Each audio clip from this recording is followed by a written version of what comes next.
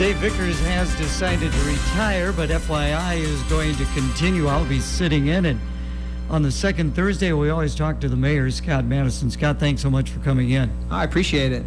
You were telling me, we were talking before on air, you're in your first term, of course, into your third year now, and what have you experienced? How have you gained as a leader in this time period?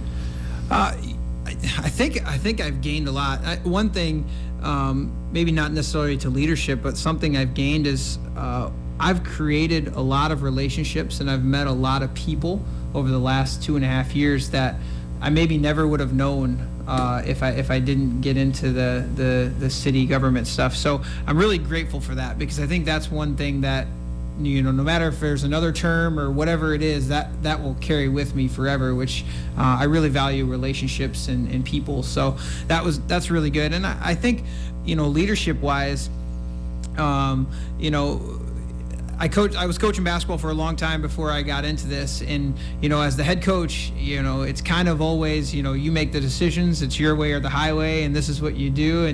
And I think with this, I've kind of really learned to listen more instead of, you know, necessarily bark orders or do something like that. But I think that's been the biggest thing that I've gained is listening, and then also, you know, every problem doesn't have to be solved right there at that second. We can take a little time to evaluate. We can take a little time to kind of figure out the best avenue. And I think those types of things and a little bit of patience is probably the things that I've gained most on the leadership side. I was just going to say patience. I'm sure that is one thing that you really have to develop.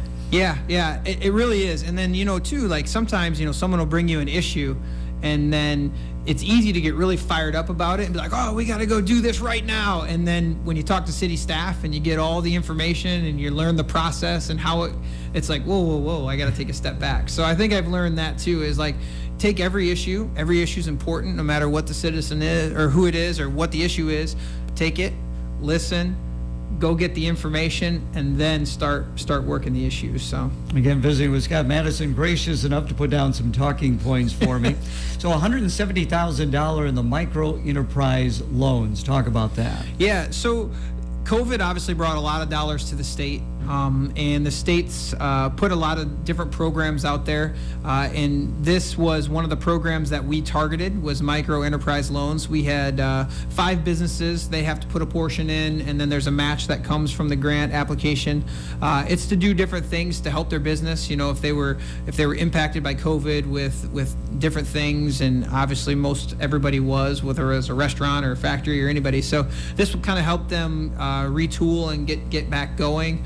It's just like any other grant. You know, they're awarded the money, the city gets the funds, they show how they spent them. As long as it's within the scope, they're reimbursed, and then we go through. We've done this for the Victory Center. The YWCA just got $500,000 from a CDBG fund. So something we like doing. I especially like doing it. Anytime we can get our local businesses some money from the state, we monitor it, we roll through as partners, and everything's good. So I've always been amazed by the fact that the dollars that are out there and able to get the dollars, it just seems like a lot of money. There is a lot of money out there, and there's so many grant programs. I was just in a meeting last night. Someone's like, hey, have you heard of this grant program? I was like, no, I haven't, but I'll write it down and I'll look at it, because there's too many of them out there to even start researching, you know.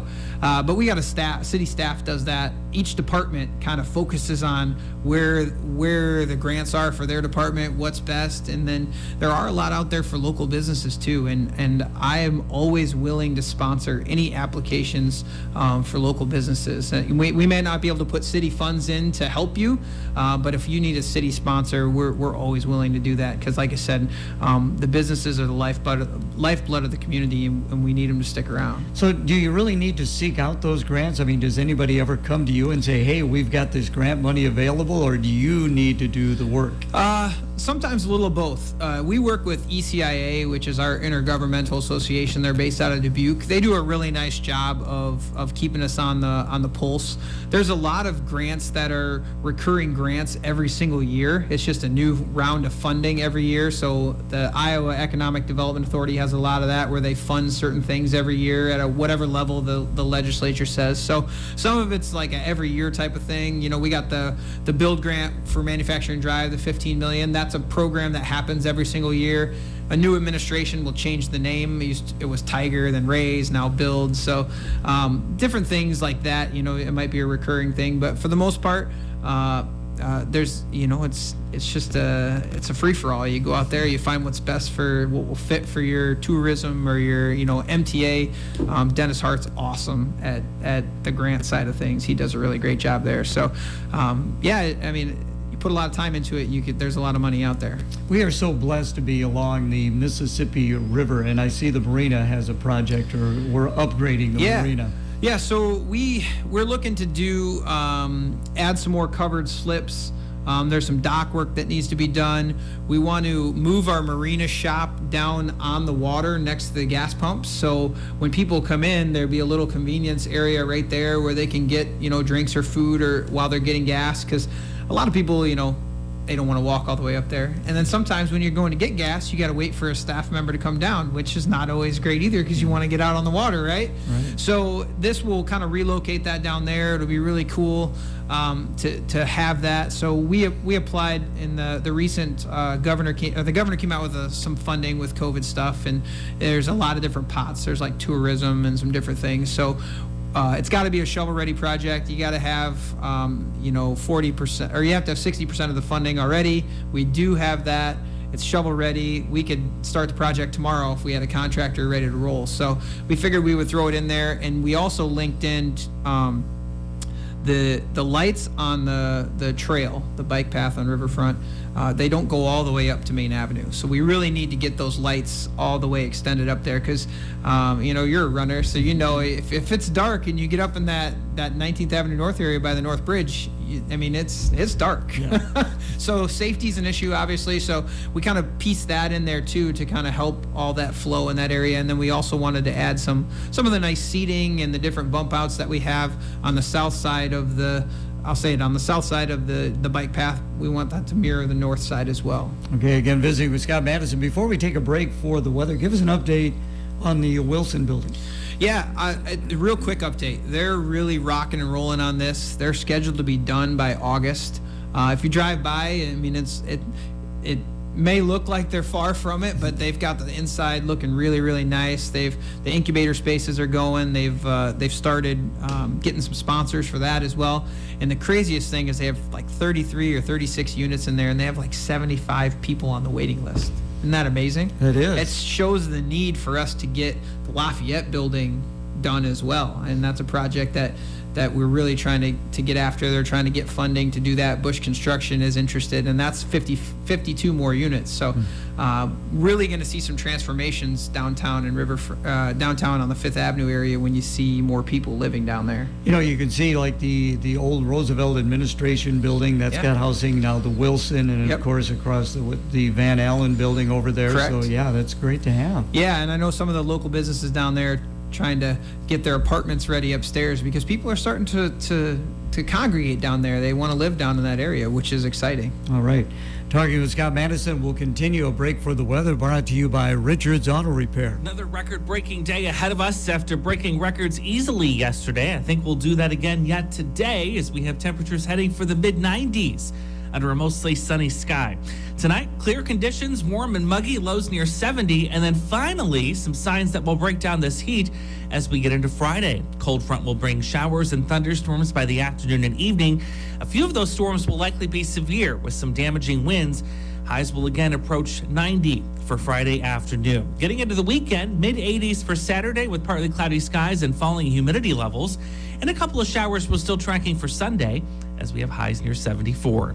With your Storm Track 8 forecast, I'm meteorologist Andrew Stutzky. Right now, sunshine. We're at 82 degrees. South winds. Our update brought to you by Richard's Auto Repair. Richard's Auto Repair goes that extra mile fixing your car to give you extra miles. Everything is costing more today. Even used cars are expensive. So when your car or truck needs repair, Richard's Auto Repair is your trusted choice for diagnostics, transmissions, brakes, shocks, struts, and regular oil changes. Keep your car running as long as possible and ready to go when you need it. Richard's Auto Repair, 201 North 3rd Street in Clinton. Your locally owned and operated repair shop, taking care of cars and trucks and the people who drive them for many years. FYI, continuing on this Thursday with Clinton Mayor Scott Maddasion. Now, you were recently in Washington, D.C. Yeah. It was my second time getting to go out there in this term, which was really cool. And the best part about it was we went out with the Mississippi Rivers and Towns Initiative, which is an organization we work with in the city. It's 101 mayors up and down the Mississippi River. We've talked about it on this program a little bit, but I'm the Iowa chair for that organization. I'm also the treasurer on the executive committee. I've really had a good experience getting involved with them. We're working on a lot of things up and down the Mississippi River. They do a lot of things with like environmental sustainability, clean water on the Mississippi. Plastic pollution initiative is huge, trying to get all the waste out of the Mississippi. And then also flood mitigation, which is huge. And that's what we went out there for an event with Ducks Unlimited, which was kind of interesting. You know, it's this fancy dinner with all these senators and Congress people and all that stuff, and it's like this small town kid from Iowa is here. Why am I here? You know, but it was really fun to get to meet the different people and just talk to people from New Mexico and Utah and all these other places and about, you know, what are their challenges and what are our challenges and how do they go through that process to fix those. So it was really cool. I got a chance to meet with our federal offices as well, which was really neat. And I met with staffers on the senator side, but I got to meet with Congresswoman Miller Meeks, which was awesome. I always enjoy talking to her, and we talked specifically about community funding that we applied for through her. They don't call them earmarks anymore, but that's basically what it is. We're looking at the farmers market up in the Lions area, which is going to be really cool. The Lions Professional Association has done an awesome job fundraising, working with city engineer to plan the project. It's going to be really, really cool. But we asked for some money from her to kind of beef the project up a little bit. We're going to be able to, you know, put some restrooms in if we get the funding, help out with the Foursquare Park and different items. So it's really going to, you know, instead of doing it in phases and maybe a 3 or 4 year process to get the whole thing done, we can just get it all done at one time. It's going to delay the project a little bit because we have to wait to see if we get the money. We were going to do it this summer, but her announcement won't come until probably August. So hopefully maybe we can get it in before the end of the year, but most likely it'd be a project that would be, you know, moved to next year, depending on the funding as well. So I'd like to go back with your involvement with the mayors along the Mississippi River. It seems like you've just kind of jumped into this thing, Scott. I have. You know, it's awesome. I mean, we get on these calls and we go to these meetings, you know, and I'm, you know, the mayor of Memphis, Tennessee, the mayors up and down in Minnesota, I've had some conversations with, and D.C., the mayor of Greenville, Mississippi was there. He's one of our co-chairs for the organization. And it's just, you know, it's a really cool band of kind of a group of mayors that have similar situations. These are small cities or huge cities, and you know, it's just a really, really cool organization to be a part of. One of the cool things they have done, they created this infrastructure facility. The infrastructure bill that came out, it's very difficult for small cities like us to get federal funding. It really is. The applications are hard, you know, getting all the data together. So they've created a group of professionals. There's 4 different organizations that are actually going to help us along that path as well. So when we're looking at any type of infrastructure, our fiber project is going to be one I think we're going to target for federal funds. And talking with the attorney from Arnold and Porter that's part of this group, he loves our fiber project and he thinks he can really help get some funding for this. So it's nice to have some high-powered folks out in DC that are going to help fight for, you know, small town Clinton, Iowa. How often do you get together? We do usually every once a month. There's some sort of like a virtual meeting or something that we have. Quarterly, we do executive meetings, and then once a year they do, like in March, a Capitol Day. which was canceled the last 2 years because of COVID, which stinks. And then they'll have different mayors go to D.C. throughout the year. So I got to go this time, which was really cool.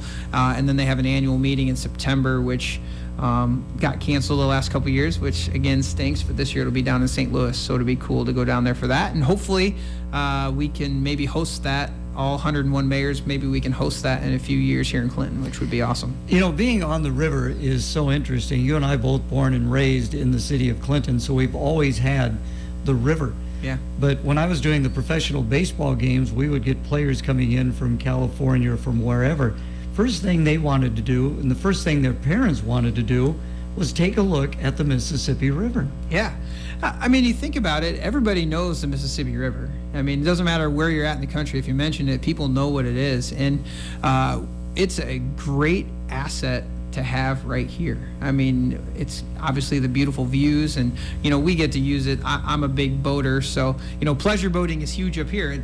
Talking to the mayor in Greenville, they don't pleasure boat down there. It's all barge traffic basically. So we get to enjoy it in a different way than they do south of us. Yeah, I was going to ask you, are there different issues for those mayors up and down the river? There are, yes. There's flooding is the biggest issue. Not everybody has a nice levee like we do. I mean, look at Davenport right below us. They don't have a nice levee like we do. So flooding is a big thing down there.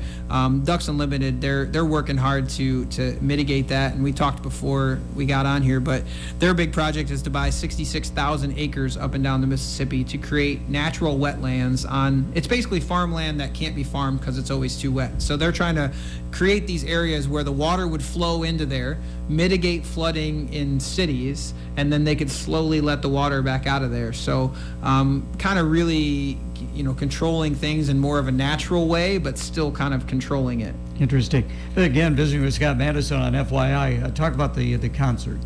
Yeah, so this has been something that I've been working on since February. We had it on the agenda the other night, and the council moved the vote to the 24th. I think this is going to be a really cool thing for the community. Obviously, we had the nostalgia of Riverboat Days, and I know this is not the same thing, but we had a lot of people down there for the music and for the environment, and I think this is going to be able to bring that little bit of the nostalgia back. We can't do a Riverboat Days again. We don't have the experience, we don't have the funding, and we lost a lot of the space. The RV campground's there now, and we've kind of expanded in different areas. So this, to me, I think is a really cool opportunity for Clinton.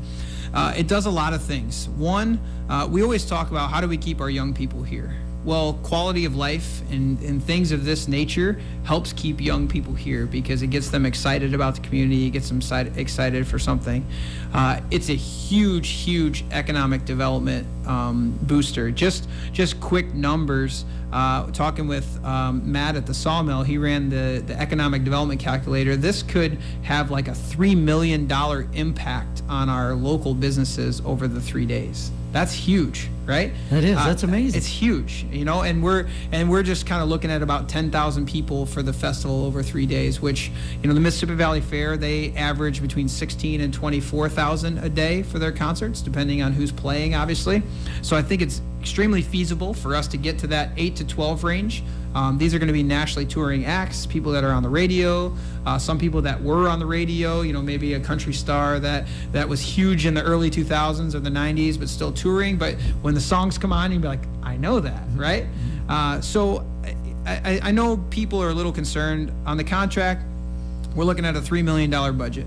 The city would be on tap for 50% of that, which is $1.5 million. And what I want to stress is, that doesn't mean that we're going to write a $1.5 million check tomorrow and give it, right? I see this as an investment in quality of life, just like we do with several other things. We invest hundreds of thousands of dollars every year in quality of life things that we might not get a return on. This, we're going to get 50% of all the revenue. And partnering with USA Concerts, they're tried and true. They've been around for 10 years. They do this multiple times every year. They have a great team. They have a checklist of all the logistics and everything that needs to be done. They're basically going to help steer us in the right direction. And They're trustworthy. I talked to the mayor in Taylorville. I've talked to Bloomington. Josh Eggers, our Park and Rec director, reached out to a gentleman that they're partnering with in Michigan this year for the first time in a same kind of contract, a 50-50 contract. He had nothing but great things to say. I talked to Ted at the ballpark. He reached out to his folks in Peoria that do the ball games there. They know these guys. They're great. They said good. So I've got nothing but positive feedback. Matt at Candlelight knows Wayne, the president of this company, really well. He has nothing but positive things to say. So I really think it's a leap that we need to take. And is it a risk? Yes, it is a risk. But again, we're not going to write a check tomorrow for $1.5 million. It might only be, $200-300K to start. They put $200-300K in. We start selling tickets. Tickets come in. The ticket revenue now covers expenses. And at the end of the day, if there's a little bit that we have to kick back in, we do. If there's profit, we split it 50-50. Everybody's made whole, and then we move on to the next year. So, yes, it is a risk, and I'm not going to try to eliminate that. But we're going to make sure we have all the proper insurance in place. Our attorney wrote the contract and the agreement, so we're good there, and we are really covering all our bases. All rewards come with a little risk. I think so. And if you look at partnering with this group, this is what they do for a living. They don't make agreements and put up that kind of cash to work with the city if they don't feel like they're going to get a return. Finally, and again, thank you for the talking points here. We're going to start seeing surveying and along Bluff Boulevard. Yeah, I wanted to give just a quick update. We had our kickoff meeting with Shive Hattery, who's going to manage the project for Manufacturing Drive and Bluff. Manufacturing Drive is basically shovel ready to go. We're delayed because we have to follow all the environmental standards on the federal government since we got that money. But they're going to start doing some surveying and some things like that on Bluff. So it won't shut traffic down, but it may alter traffic a little bit on there because they're going to have to do some boring in the street area and that, because obviously they're going to be replacing the roads. So they need to know what's underneath there, archaeological studies, all that good stuff. Hopefully they don't find anything, right? So you're going to start seeing that on there. We're not ready to start tearing concrete up and doing the project, but you're going to see things start moving. So if you see those trucks on there, please be nice to them. If there's some detours, just follow those, and then we're going to get this project done. It's going to be really a great road. It'll be great. I mean, it's obviously going to be an inconvenience, but this is something that really needed to be done. I mean, Correct. There are so many people who travel on that, especially at the end of shifts. Absolutely. And we see this as a main artery for our citizens. I mean, I use that road multiple times a day, every single day. I live right off it. I have my whole life, right? I lived in Cameron Oaks. Now I live right off it again. So that's a huge route for me. But we see that as the gateway to our community. If you're coming in on 30 and we had a nice big sign, turn left here to get to the historic riverfront, and they get to drive down this nice road on Manufacturing, see our nice area, take a right on 5th Avenue South, and then rock right down, and then we could have a sign to Lions, hey, go this way to Lions District and all that. So we really would like to incorporate some wayfinding and then have this as a way to get in and see all the great things we have here. And again, you see so much housing going up out in that area. It's amazing. Yeah. I mean, west is the way we have to move if we're going to be developing housing. So I'd like to see businesses fill in the spots that we have in our downtown areas and all that, obviously. But housing, I mean, the west is the way to go. I mean, if we're going to start expanding. So. Well, it's been great visiting with you. We got about a minute left in the program. I know Dave always likes to add, if we haven't brought anything up, something you would like to talk about, go ahead. No, I got everything today in that I needed. I just, thank you guys for letting me come and do this. We really appreciate this. We appreciate it as well. Thanks so much for coming in. All right.